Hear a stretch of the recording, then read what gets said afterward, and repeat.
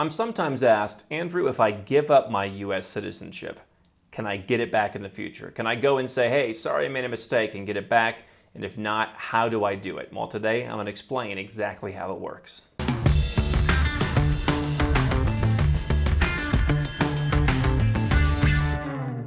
Hi, I'm Andrew Henderson. This is Nomad Capitalist, where we help 7- and 8-figure entrepreneurs and investors legally go where you're treated best.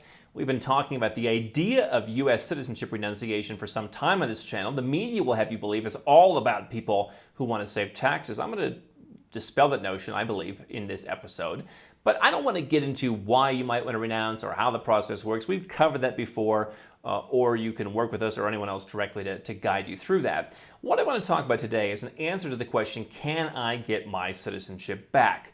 The short answer is generally no. There are some caveats to that. I'm going to walk you through how it works and explain why most people probably wouldn't want to reclaim their citizenship. Now, the fact that the answer is no to me dispels this media myth that whenever the media talks about people renouncing citizenship, it's because they don't want to pay taxes. There are a number of reasons people don't want to be a U.S. citizen. Some people, it is taxes. I can tell you that for sure. Some people, it is simply hassle. It's paperwork. It's they live in another country. They can't function. It's they can't run their business. It's things are too complicated. It's two tax systems where they do pay taxes somewhere else and things aren't matching up. For some people, it's personal. I've known people who said, I just don't agree with the country. In my case, it was partially, listen, I just don't want the identity. And I can tell you I have more peace in my life since making the change. So certainly you'll take all the benefits that come with it, but I believe the fact that it's so difficult to get back. You know, there are some people that simply it is about finances. I do also find people who go out and they go through the process of getting a second citizenship. And maybe it's by investment, it takes a matter of months. And I know people who we helped to get second citizenship 3 or 4 years ago. Some of them I'm still in contact with. They still haven't renounced, which was their reason for getting the second citizenship. They simply have the comfort of saying, whenever I'm ready, if I'm ever ready, I'll do it. And for them, the idea was financial, or the idea, which we've talked about before, was I don't like supporting the wars, I don't like being American. I understand that. I empathize with that. I also have said, listen, if it's only about those two things, you probably don't want to do it, because if you have an emotional attachment to want to come back to the U.S., certainly you can get a passport from a visa waiver program country or from Canada. Maybe you can claim Canadian citizenship through your parents. Maybe you want to move to a country in Europe. Maybe you have, Korean ancestry, or you move to Chile. I mean, there's a handful of countries, about 40, where you can, however, by whatever means you get the passport, theoretically come back to the United States. If you don't have one of those passports, if you are getting the aforementioned Caribbean passport, you're going to need a visa. And there are some complications and issues to be aware of surrounding that. But the bottom line is, for the media types who believe that everyone's giving up their citizenship only to avoid tax, I really believe it goes deeper than that. And I've personally known people where it's just a matter of improving their quality of life, improving their mental health, improving everything. And you know what? Fine, listen, hey, if you don't have to file as much tax paperwork, hey, you'll take that. But the fact that it's difficult to regain the citizenship, which is, of course, and especially in a country like the United States, where this is not a country where you can just come and hang out, right? This is not one of these countries like a Georgia where they've got a 1-year tourist visa, they don't tax you when you're there, and everything's nice and easy. This is a country that, depending on where you're from, when you go there, they're going to ask you some questions. They're going to want to make sure you leave at the end. And so if you really want to live in the United States, you're either going to get some kind of like an E2 visa or an O1 visa if you're having some exceptional talent in some area. Those are some visas that potentially, you might be able to just come back and spend some time in the U.S. But if you're going to live full-time in the U.S., you're going to pay taxes. And so you might as well look at getting a green card if you want to come back. So the bottom line is, again, if someone just wanted to avoid taxes, they would realize that eventually if their goal was to come back and live in the U.S., there's really no way to do that without paying taxes. And if you're going to pay taxes in the U.S., you might as well just be a U.S. citizen. Why would you give it up to come back on a visa and go through the hassles? So let's talk about how you could get U.S. citizenship back. Generally, what you'd want to do is you'd have to get a green card. Now, you could marry someone, and perhaps you're already married, or perhaps you find the love of your life. I can tell you, I have seen the process for getting, for example, a K-1 fiancé visa up close. I know people who've gone through the spousal visa process. I am, as you know, the goody two-shoes of the offshore business. Personally, I would not want to go through just as a 7 or 8 figure entrepreneur, I don't know why you would go through the process of marrying someone you didn't love. But obviously they're pretty good at detecting that over there, and I wouldn't want to screw with them. So, if you just legitimately find an American to marry, or you are married to an American, then, that could work. You could claim a green card through that. Theoretically, they can reject anyone they want. You could also go through something like the EB-5 program, where you could make a substantial upper 6-figure investment in some kind of project, and you could get a green card that way. Once you get your green card, you're going to have to spend the vast majority of your time in the United States. A green card holder is a U.S. person, so if the goal is eventually to get a green card in any time in the near future, again, I don't see the purpose of renouncing your citizenship to then come back under a lesser status and have all the same tax consequences. Certainly there may be some tax benefits for certain people if that is indeed your goal. But there's special tax planning that should be necessarily done for people who are coming in on a green card that many green card holders I've talked to weren't even aware of. So there's a lot of things to consider.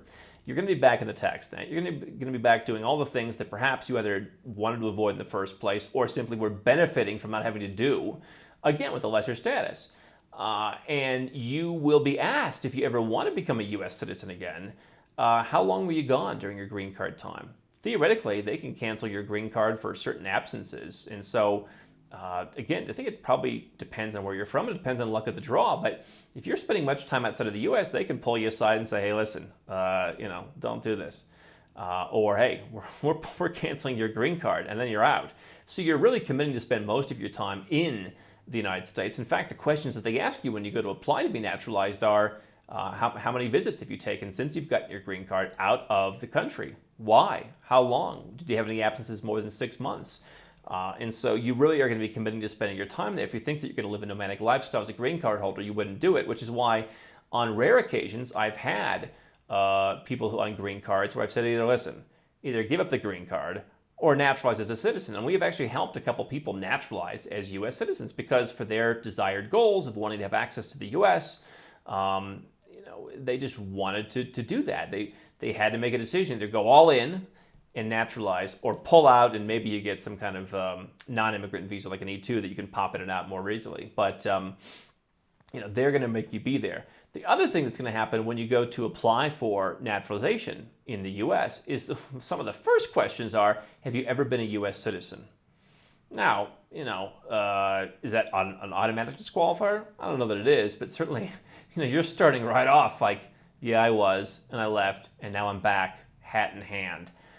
So this is all going to be brought up, I think, both when the visa is issued, in terms of your entire stay in the green card, and if you want to go back and be naturalized.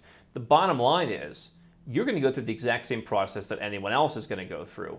If you are a citizen of France and you married an American citizen, or if you are a citizen of China and you go through the EB-5 program and you wait and wait and wait and eventually get your green card, if whatever means you get your green card, you're going to have to live in the United States. You're going to have to leave relatively infrequently. There's some different, ways that works.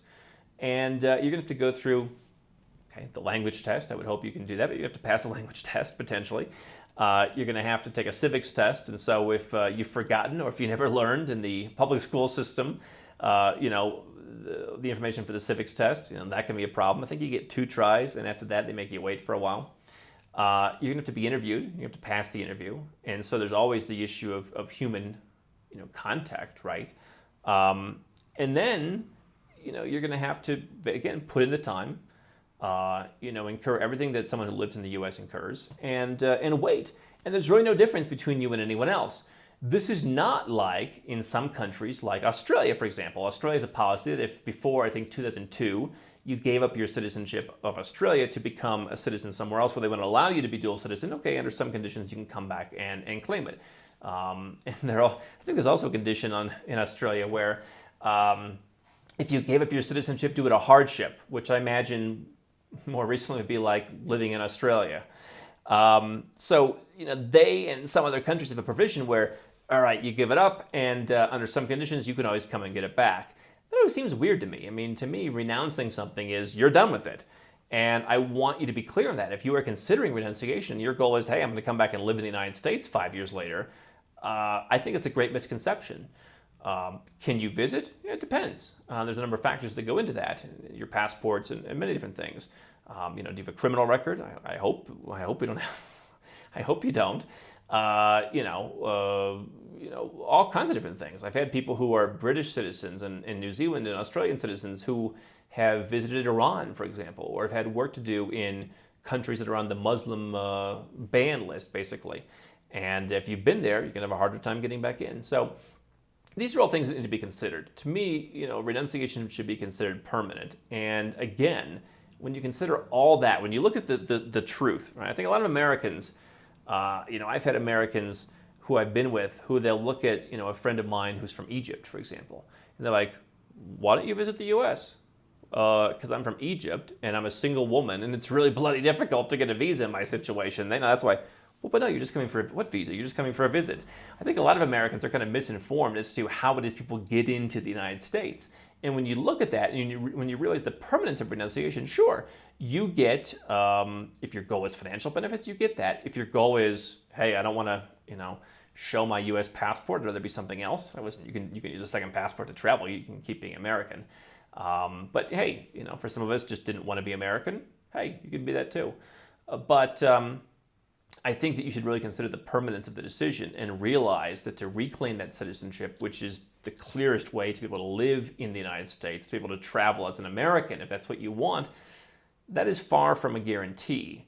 And you should be aware of that before you make a lifelong decision. Don't stop now. We've got well over 1,000 more videos here on YouTube for you to watch and learn how to go where you're treated best. And if you want to work with Nomad Capitalist personally, go to nomadcapitalist.com/apply, learn about our unique, tried and true process, garnered over years of experience, and learn how you can become our client.